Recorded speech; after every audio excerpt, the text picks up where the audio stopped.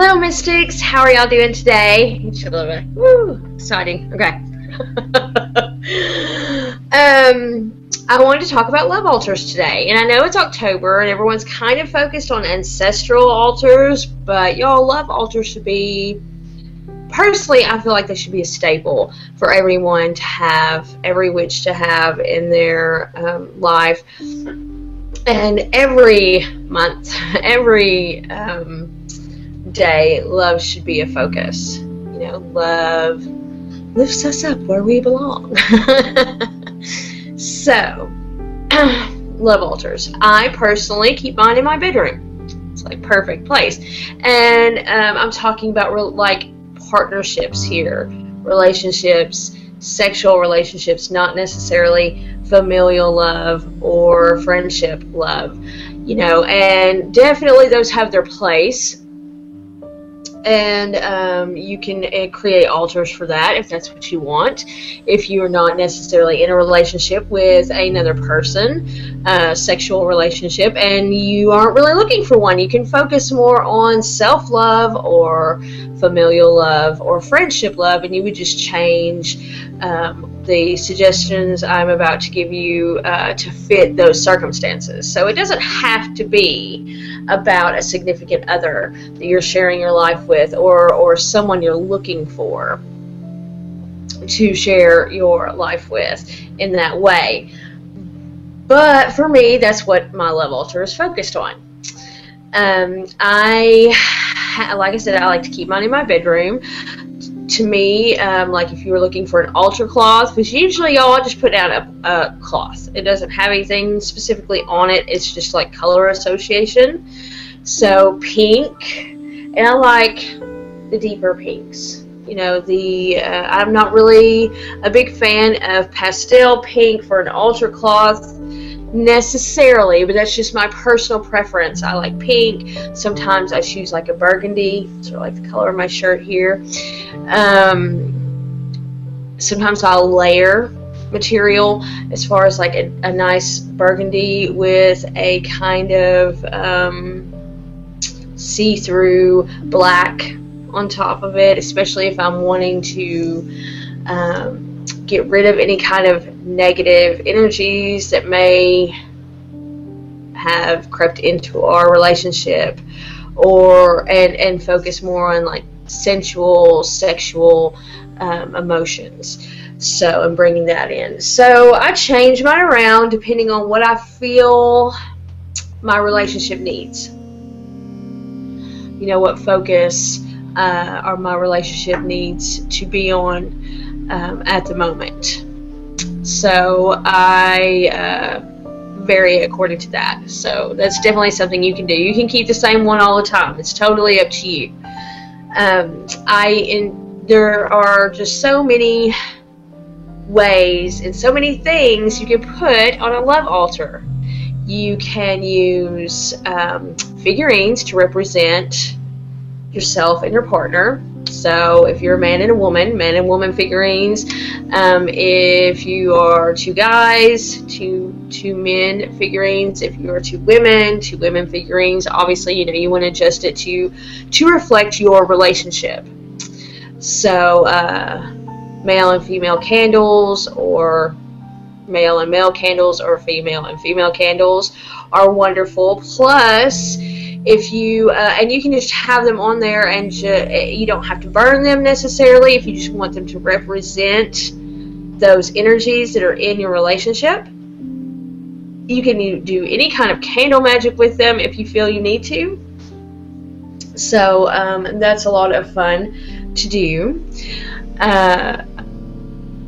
Either way, like I said, if you want to keep them on there just as a representation and you don't want to necessarily use them, if they're candles, but you do want to do some candle magic, yet you really like those candles, you don't want to burn them, because some people are like that. You can always set like tea lights at their feet to channel the energies of, you know, the masculine and feminine, or, you know, whatever the situation is, into those tea lights, and light the tea lights instead. I like putting a goddess representation or God representation that is specific towards love, you know, love gods or love goddess.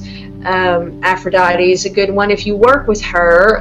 Personally, I choose goddesses or gods that I work with. So I have Lilith on my altar.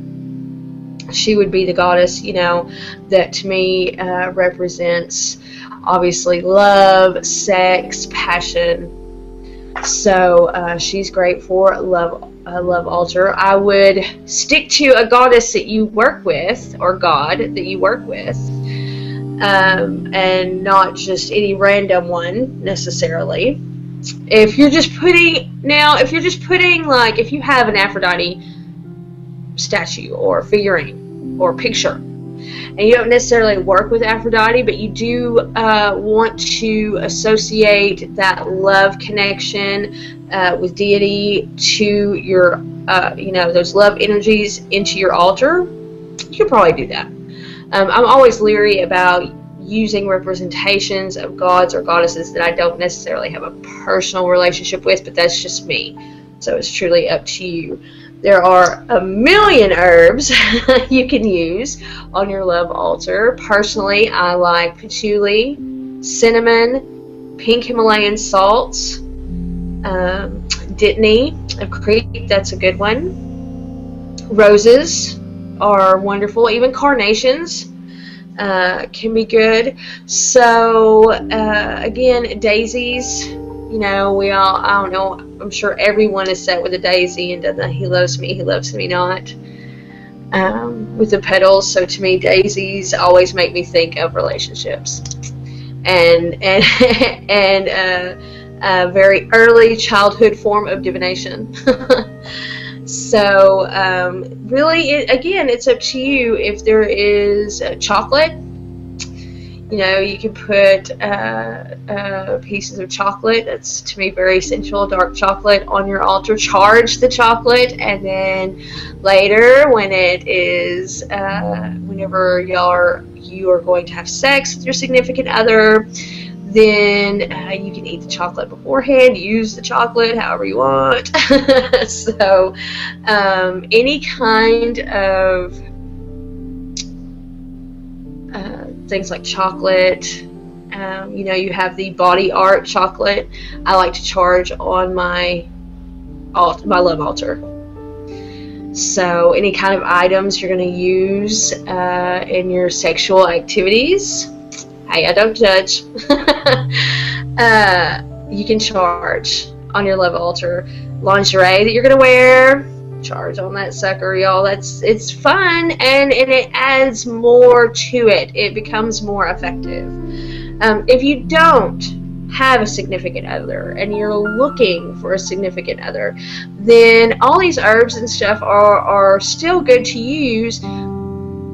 If it were me and I was looking for a significant other, I would inscribe candles. Like if I was a girl looking for a guy, then I would inscribe the male candle with attributes that I want, or put pieces of paper with detailed attributes of someone I want to bring into my life, the qualities I'm looking for, and set it underneath that candle or set it underneath that figurine. Let's see, and you can add your herbs and stuff around that candle or figurine to help bring that love that you're looking for. Orange candles are great if you do not have a significant other and you're looking for one to open the way and for those that love to come into your life. I can't think there for a second, y'all. Even if you have a significant other and you're having issues or you feel like there's some blockages, orange candles will be great to burn on your altar to open the way and let things flow a little more smoothly. So they're really good to use. As far as crystals go, of course, rose quartz,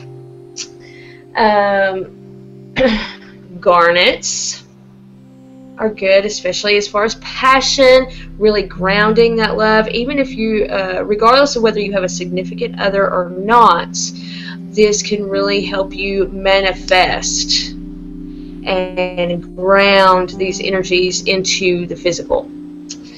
Obviously good for passion. Carnelian, great again for passion. Carnelian also helps transform any kind of negative energy into a positive energy. So if you and your significant other are in an argument and it happens to take place in your bedroom, that carnelian will help get rid of those negative energies for you. Personally, I try not to argue in my bedroom. If I'm going to argue somewhere, honestly, we tend to go outside. We don't want our daughter to hear us arguing, because sometimes arguments can get heated. You know, a lot of times, I have an eyelash in my eye, y'all. A lot of times, you can say things you don't mean, and that, to me, that's not healthy. I mean, not to say that that happens all the time, that we haven't argued in front of our child. Our child's 13. You know, she's seen arguments between us. But we do try to keep it outside, to keep it out of the house. We don't want that negative energy to linger in the house. And obviously, if you do argue in your bedroom, you're going to want to cleanse it out. But that's a whole nother thing. Let's see. Oh, amethyst. I like to throw an amethyst or two in there if I feel like our relationship needs to have a little more creativity to it, as far as like communication. You know, if we're having communication issues, and I feel like this, you know, we've tried our usual solutions to communication issues and it's not really working, amethyst can help, you know, stimulate that creativity. It can also help stimulate your third eye, so you're a little more intuitive to what your partner wants. And I don't necessarily just mean in the bedroom, but also just in everyday life. If you know that you become more in tune with your partner. If you know, you start to feel and pick up a little bit better on if your partner's really tired. Yet they're like, oh yeah, I'll do dinner. It's like, no, I know you're tired. I'll fix dinner tonight. Don't even worry. I'll let you off doing dishes afterwards. I'll finish that. You know, it helps create that bond and become in tune with each other, and not just for you, the witch, but for your significant other as well. If you are not with someone and you're looking for someone, this can help you be more in tune to recognize that person. Eyebright is a good herb if you are, well, either way, even if you have a significant other, because it keeps your eyes open, clear, to see what's in front of you, to see if there's issues that you need to address, to appreciate the person that you have, or recognize the person that you want in your life, because, you know, it clears your sight and you can see who you are truly wanting as your significant other. You can find that person and actually see them and be aware of them. So that's another good herb, as well as crystal. Did I talk about tiger's eye? Anyway, tiger's eye, if I talked about it already, I'm sorry. Tiger's eye, to balance emotions. You know, emotions can become very unbalanced sometimes, especially whenever you combine it with the amethyst and carnelian. Sometimes we don't see when our significant other is feeling underappreciated. Sometimes they don't see when we are. And tiger's eye can help, not only help them see where there's an unequal balance in the relationship, but help solve that problem, help bring balance into the relationship. So that's a good crystal to use. And of course, clear quartz amplifies all that, and I always have 2 or 3 or 4 clear quartz scattered around to help amplify that. Let's see, what else? Oh yeah, okay, candles. We talked about candles. Candle holders and heart shapes. Any kind of representation like that. Any kind of heart-shaped love representation. If your significant other purchased something for you for Valentine's Day that you can fit on your altar, that's perfect. Cherubs, which cherubs kind of freak me out. I don't know why they kind of creep me out, but I do like cupids, even though they are cheruby. I don't know, y'all. Cherubs are weird to me, but yeah. Things like that are perfect for your love altar. Even if Cupid is awesome if you're looking for a significant other. I mean, Cupid's good regardless if you have a significant other, but it's perfect if you're looking for a significant other. You can have kind of like y'all have, I'm sure y'all seen the wish boxes. If instead of wishes, which if you're looking for a significant other, wish box would be perfect for you. You can write down attributes you're looking for, what you are wishing for.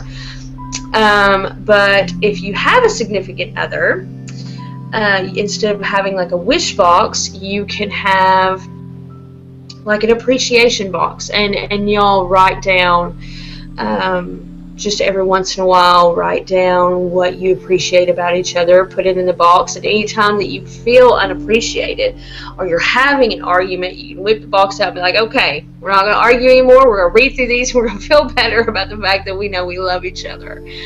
And sitting on your love altar will just make that even more powerful. Representation, besides just representations of yourselves, actual pictures of yourself if you are with a significant other. Wedding pictures, any kind of pictures you've taken together are perfect for your love altar. If you don't have a significant other, pictures of attributes that you want, like a specific character in a movie. If you really enjoy that character, you can have a representation of that character as someone, as you know, as something that you're looking for in someone. Granted, not that specific character, but you know what I mean. Let's see, what else, y'all? If you're with someone, you can like any type of date night you go on, if you're going to go to a concert together, if you go to a movie together, you can take the little steps from that and put on your love altar, especially if you've been together for a long time and you're still doing date nights, you know, to kind of refresh and keep your relationship feeling new, keep your relationship, you know, where you each feel appreciated, and still enjoy going on date nights, because you know it reminds you of before you were married or before you've been together for so long. You can keep little tokens and trinkets from those and put on your love altar, and to keep your relationship fresh and renewed. And y'all, really, that's all I can think of as far as little tips for love altars. If you have any questions, please feel free. Oh, y'all, I can't talk today. Feel free to comment in the section below. Obviously, if you want to share any tips that you have that I didn't mention, comment in the section below. Just, you know, or if you just want to discuss a few things about love altars, definitely share your views. I would love to hear them. So thank you guys for watching, and I hope you have a very loving, wonderful day. Bye.